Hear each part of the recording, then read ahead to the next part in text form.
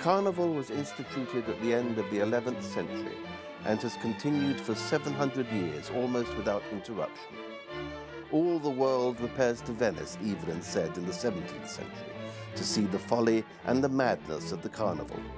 It was supposed to last for 40 days. In the 18th century, it was conducted over 6 months.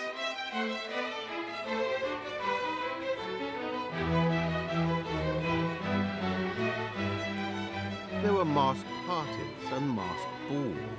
There were masked processions through the streets of the city. The mask is, of course, an emblem of secrecy in the city of secrets. It suggests also that the city itself might, like the maskers, lead a double life. That is why Venice was known for the greed and duplicity that existed beneath the festive or aesthetically appealing surface. It is a city of doubleness, of reflections within reflections, in every sense. It is a mark of ambiguity. It has been said that nothing in Venice has a single meaning. Everything, from art to government, is open to endless interpretation.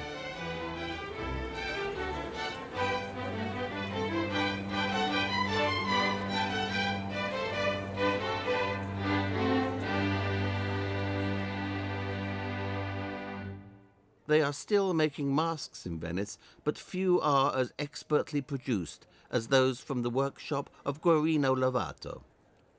What is the significance of the mask in Venetian culture? La maschera è molto importante nella cultura veneziana, e poi italiana e poi europea, ma specialmente partendo da Venezia. Venezia è stata famosa, specialmente negli ultimi secoli della sua millenaria storia, per i suoi carnevali. I carnevali erano delle manifestazioni che a Venezia potevano durare con delle licenze particolari fino a 6 mesi, dice la leggenda. In ogni caso erano 3 mesi, da Natale fino alla Quaresima.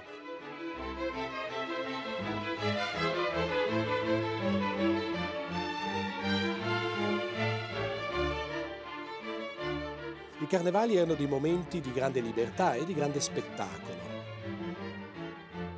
La città metteva a disposizione tutti i teatri e tutte le persone che sapevano fare spettacolo facevano gli attori anche per la strada.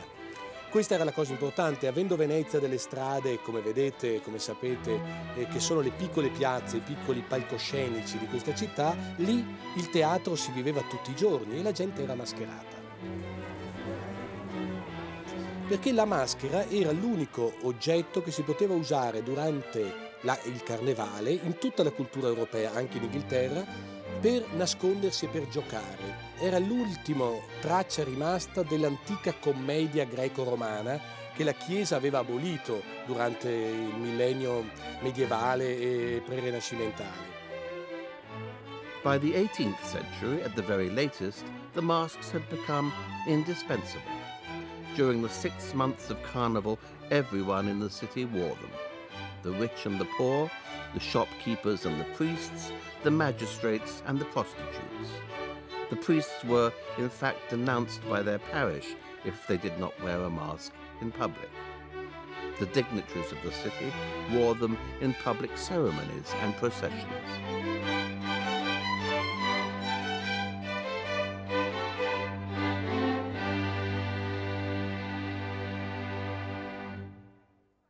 The masked balls were known as I festini and were open to anyone wearing a mask.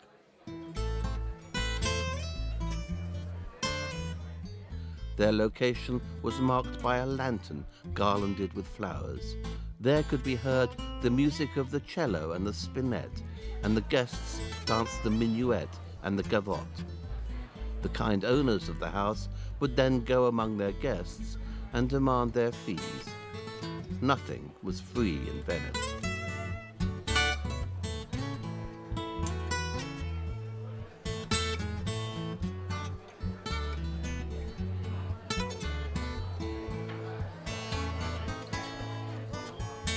The carnival also served a social purpose. In a city where the social roles of patricians and citizens and popolani were well defined, the loss of identity was often very welcome. In the course of their duties, the patricians adopted the appearance of severity and gravity as the mark of their public status. The carnival allowed the release of the social and personal tensions that must inevitably have spread.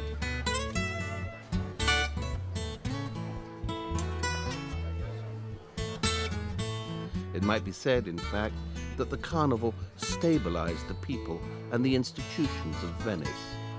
It encouraged a feeling of community among all the people of the city.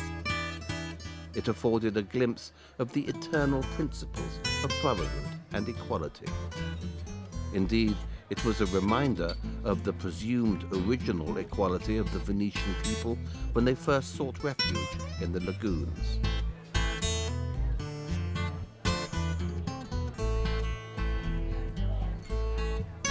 So the carnival became a form of public renewal. In other cities and other states, the celebration of the freedom of carnival life became the occasion for riot or even rebellion. This never happened in Venice.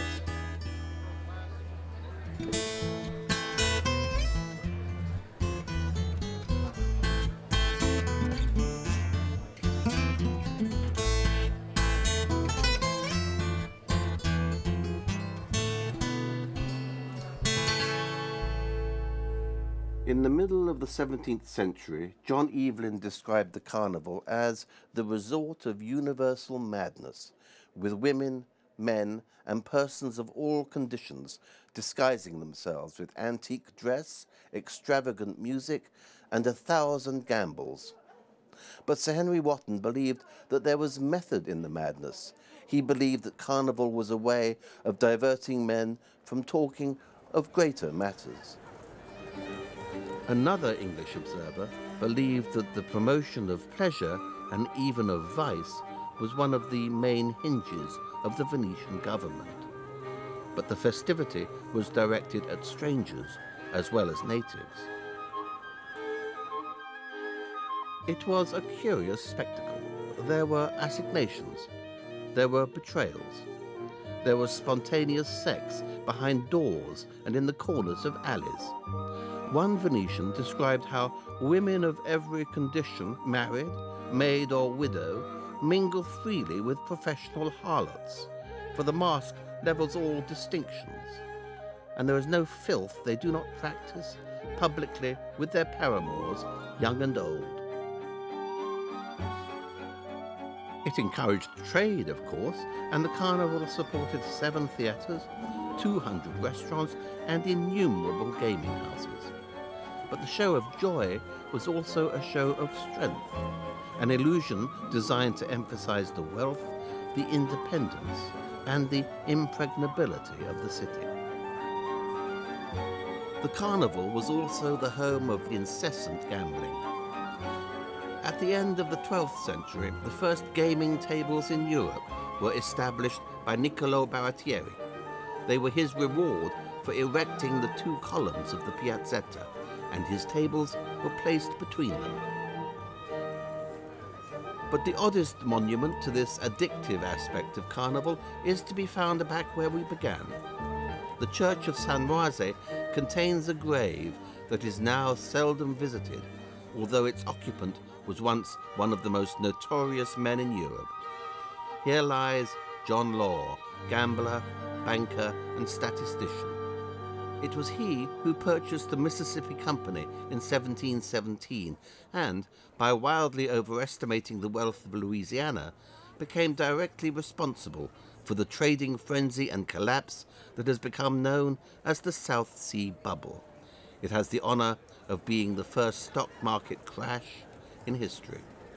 And of course, its perpetrator ended his days in Venice.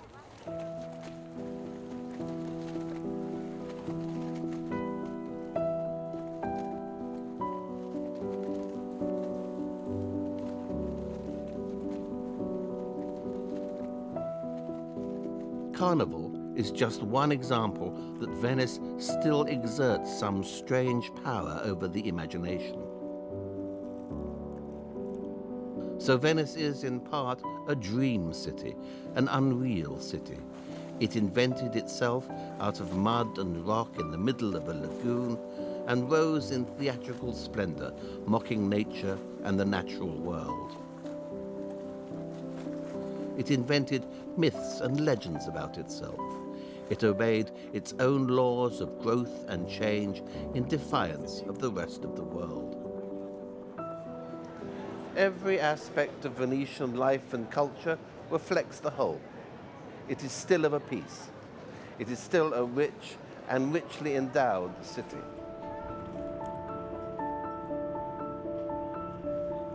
It is the home of biennales and of tourists. It has, in effect, marketed and sold its ultimate commodity, itself. Its history and memory have been transformed into luxury goods for the delectation of travelers and visitors. It traded in goods and in people. Now, finally, it trades upon itself.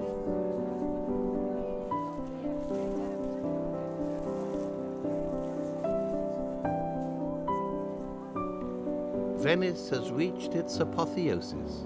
Cities are of their nature theatrical and artificial. In this respect, Venice is the most successful city in the world.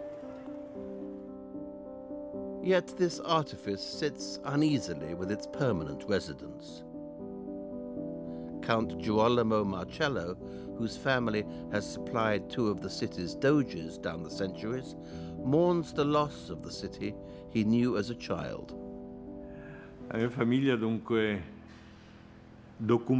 quei documenti è a Venezia dal 982, 12 dicembre, sappiamo anche l'anno e il giorno. The challenge was lost, that's my opinion, when they built in 1843 the bridge of the railway. When you help or you aid, they introduce something getting not by legs or by on the water, but by the railway. The finish was lost. You think that the gondola, for example, are the same from the origin? Absolutely not. Originally it was a kind of piroga, like in Africa or the Indians, and the gondola was played because there are only quiet water, not waves. Now, with the motori, with the motoscafi, with the taxi, with all this, the waves are terrible. So the Venice that you can see now are definitely not the same that once time.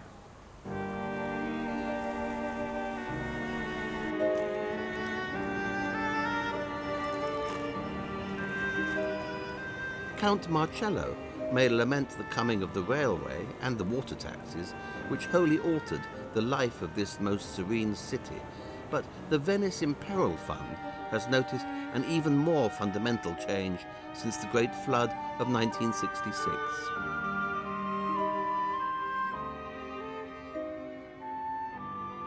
When we talk about Venice, we must remember that it's not just Venice, it's also Mestre.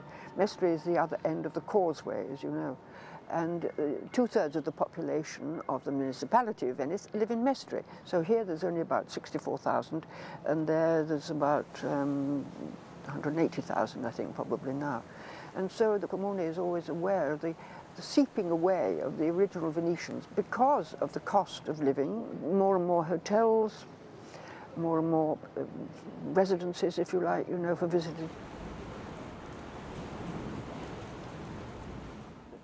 The people like our parish priests and so on, and the people who look after the churches are all of the great stuff of Venice. And we don't want it to become a ghost town.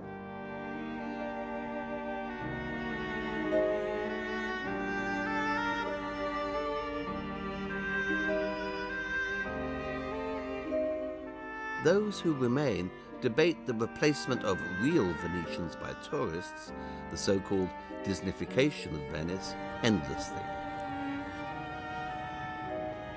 But so far, no one has produced a solution.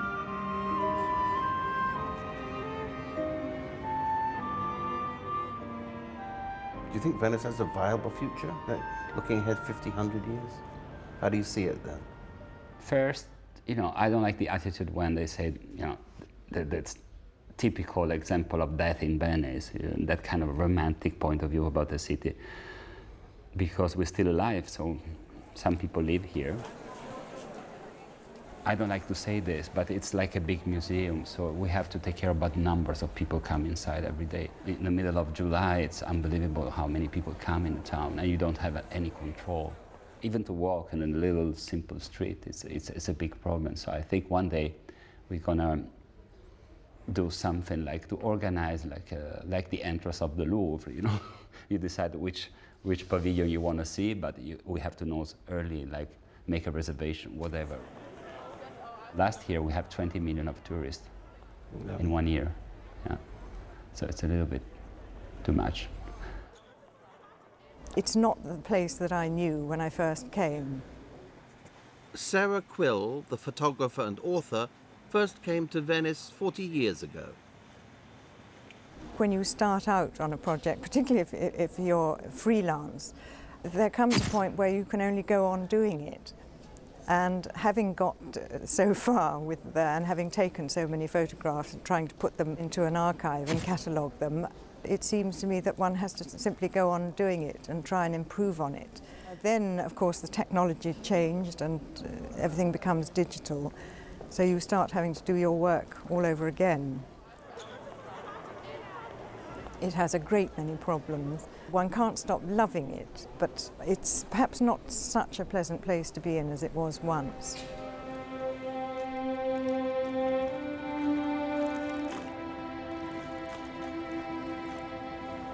I think in the last years we always live with the memory of the past, but we don't have a lot of production. So I think it's going to be very good to concentrate it in what we have. For example, the Biennale is very good. It's about art and film festival and everything. We have some good things, but they have to be improved.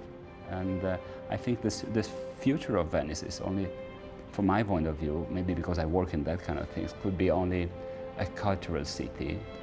We're gonna be more concentrated in that kind of future, from my point of view.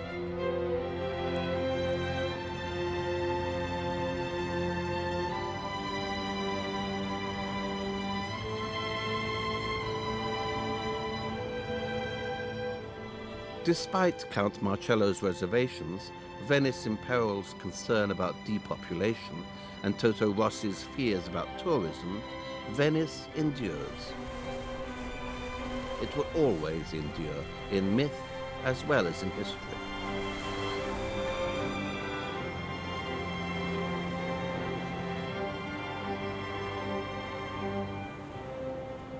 Perhaps you have to be a mystic in order properly to understand Venice.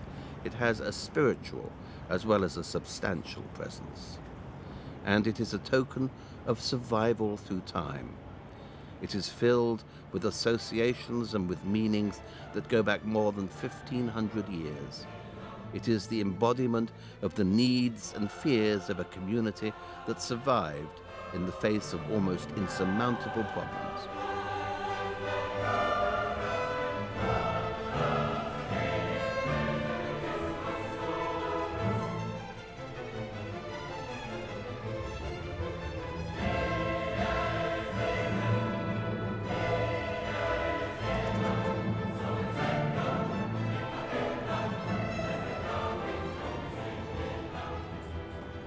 Venice represents the triumph of civilization,